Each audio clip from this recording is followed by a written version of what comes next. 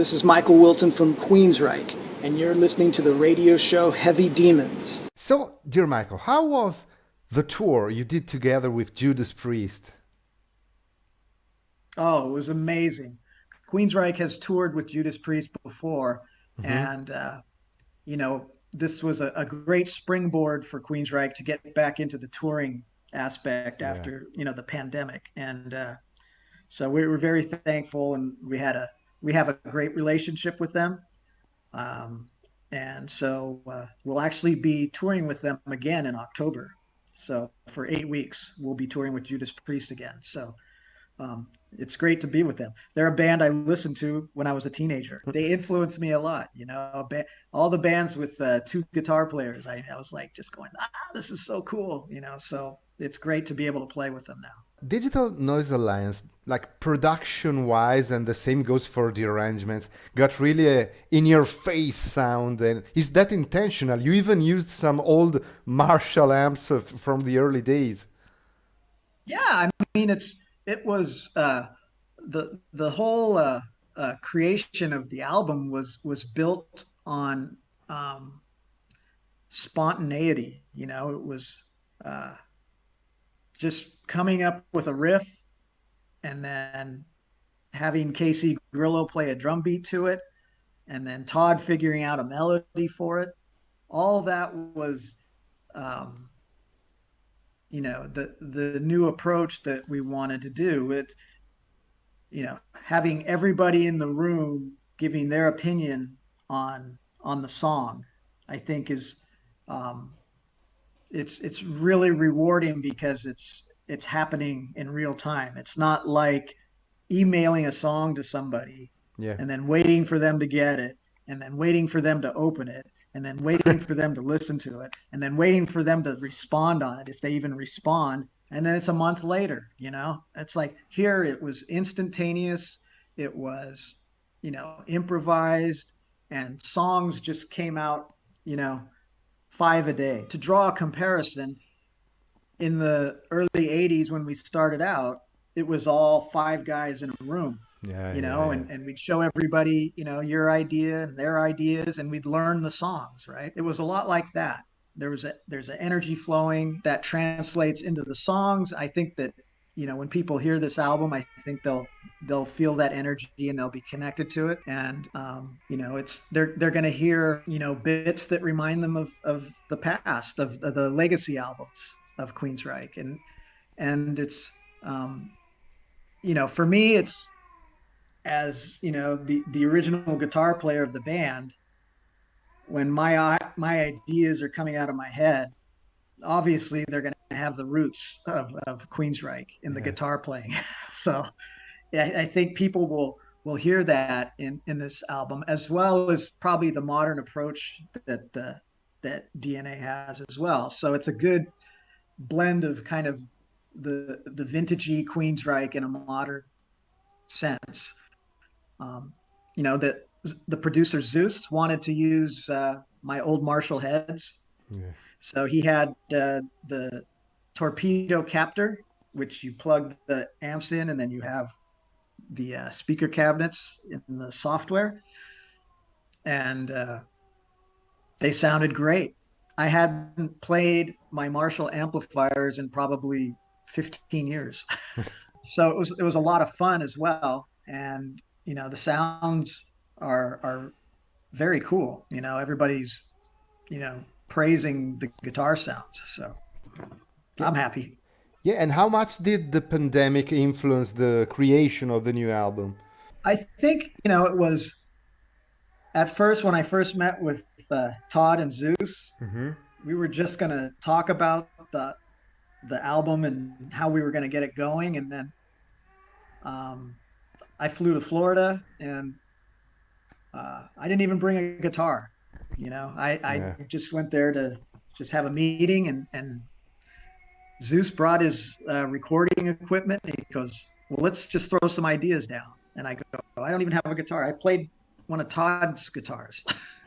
And and we wrote some ideas, and then Casey Grillo came over because he lives in Florida too, and We had the electronic drum kit set up in the studio, and he would start playing a drum beat to my riffs, and that's kind of how they were built. And it was we'd come up with five or six ideas a day. Yeah. So we had um, meetings like in January, beginning of February. I think we flew down. Me and Eddie flew down four times, something like that. And each week that we were there, we just continued to keep writing, and that's how it was built. And that when we were done, probably with the pre-production writing time, we had over 20 songs. So then Zeus said we gotta pick the 10 to 12 songs that are going to be on the album, and so we picked those and then kind of embellished them and worked on them more. And then in January of 2022, we recorded them. And that's when you're in a pandemic, it's like uh, you know hard rock bands, metal bands, they promote their albums by touring. And if you can't tour, it doesn't really make sense to release an album. And we saw that, and it's like so many bands, in 2020 had albums already written, but they couldn't promote them, and that was unfortunate. So for us to slowly get back into it, and then once things were safe again, to travel, we timed it right. And then, like you said before, we were able to jump on the Judas Priest tour and slowly start rebuilding our touring, so that we can promote things. Tell us something about the superb artwork of Digital Noise Alliance, and what is the meaning of physical albums in this digital era, in your opinion? Yeah, I think the new wave of music listeners Mm-hmm. coming into this age are not really about buying CDs Mm-hmm. anymore. It's Yeah. about going on YouTube and seeing a video of the band, and Okay. then maybe downloading the music. And I think it's, you know, sadly it's changing that way, because uh, I think when a band puts out an album or a Mm-hmm. CD, it's meant to be listened to from beginning to end. And now it's more about, it's at least in my opinion, it seems more about the single song. And so things are changing. It's definitely um, and that's why more bands are touring, because less people are buying music. They're just listening to it on YouTube, or downloading it for $1. Yeah. So um, yeah, I mean it's just like I said, you have to learn to adjust, and you have to figure out how to make your business work in this you know digital media age. And Digital Noise Alliance is, even on a bigger scale, is just um, you know social media is influenced so many people, in telling them how to think, and uh, how to support what they want you to support. And that's, to me, that's all noise, that's all chatter, it's all sensationalism. And it's sad that the digital age and social media is so uh, hypocritical and so opinionated that you can't make up your own mind. They want to tell you how to think, and that's what Digital Noise Alliance is. It's these social media groups that are controlling everything. And which is your perception of the first 10 years, along with four albums with mighty Todd La Torre on vocals? Yeah, I mean, Todd's been with us for 10 years now, and it's been a great ride. I mean, he's he's done such a great job with Queensryche, and uh, with each album, we progress, and he just becomes better with each album, and uh, and then we tour our asses off, so, and he loves that, and he loves singing new Queensryche as well as the classics, and we also found out he's a really good drummer. Yeah, yeah. So, um, but yeah, it's great to be able to tour with him, and he's a team player, and I'm glad he's in Queensryche. Why the choice to record a cover of Billy Idol's masterpiece, Rebel Yell? What does it mean for you personally? Well, with the record company, we have to have like 10 or 11 songs, right? Okay. And that's what you're contracted for, and then they like extra songs, Yeah. bonus tracks Bonus or track. whatever. So this time, instead of giving a bonus track that's a live recording of one of our songs, we said let's do something different. So we came up with the idea of doing a cover. So originally we were going to do a cult song, "She Sells Sanctuary," and then but Todd didn't feel comfortable singing that, so he brought up the idea of doing the Billy Idol song. So, and it was really cool. I mean, it's like we put our a little spin of Queensryche in the song, but it's very reminiscent of the original. Yeah. And Todd killed it on the vocals. It's awesome. So, um, who knows? Maybe we might play that live. I don't know, but it's something that I think people are going to be very surprised. They're going to go, "What?" They're going to scratch their heads, and then as they listen to it, they're going to go, "This is badass." Yeah, definitely. Do you have any favorite like memories, and which memories you'd rather not have from like the 80s and the early 90s with a very different era from nowadays? Yeah, I mean, there's so many great memories. I mean, when we won the Viewers Choice MTV Award, Yeah. that was great. Playing Silent Lucidity at the Grammys with a 40-piece orchestra. Yeah. There's so many great memories. You know, um, Bad memories. Well, yeah, Brazil. Okay.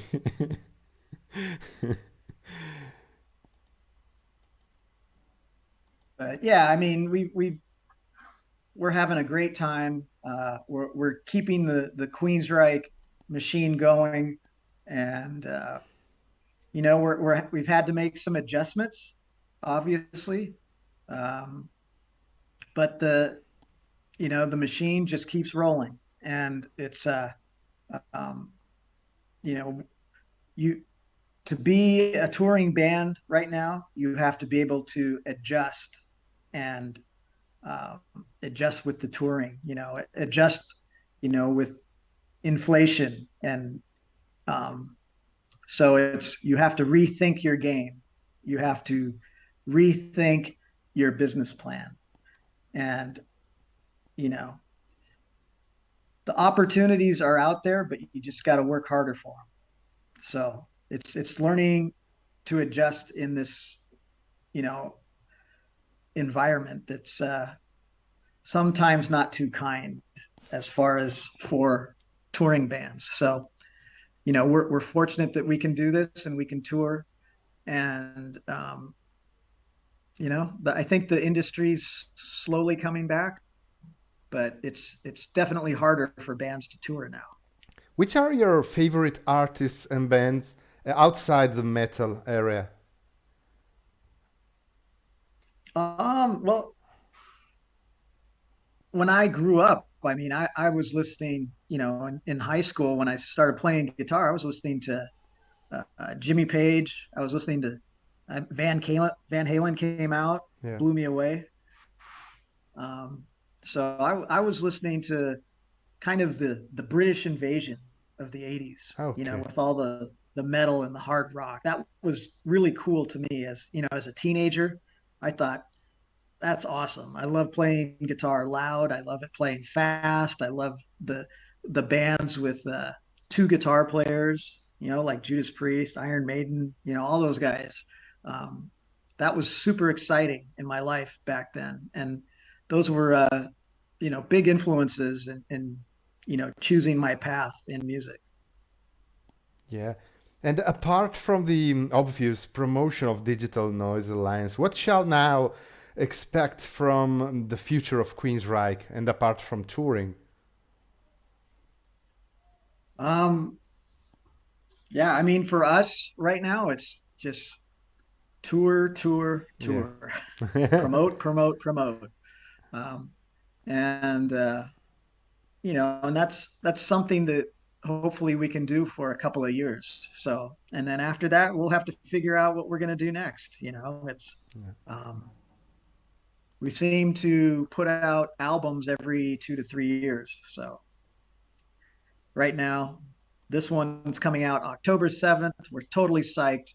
We're jumping on the Judas Priest tour, and then first quarter of 2023, we're doing a Queensryche headlining tour, and that's going to be awesome. Um, so that consumes our lives. Yeah. That's Yeah. it. Which final message and greeting would you send out to the Italian fans? And have you got any like fondest memories related to Italy? Well, the obvious, everything you eat there tastes amazing. The food is incredible. Um, but yeah, I mean, uh, we love Italy, and it's we have lots of memories, playing the different cities there, and it's the people are very passionate about music. So just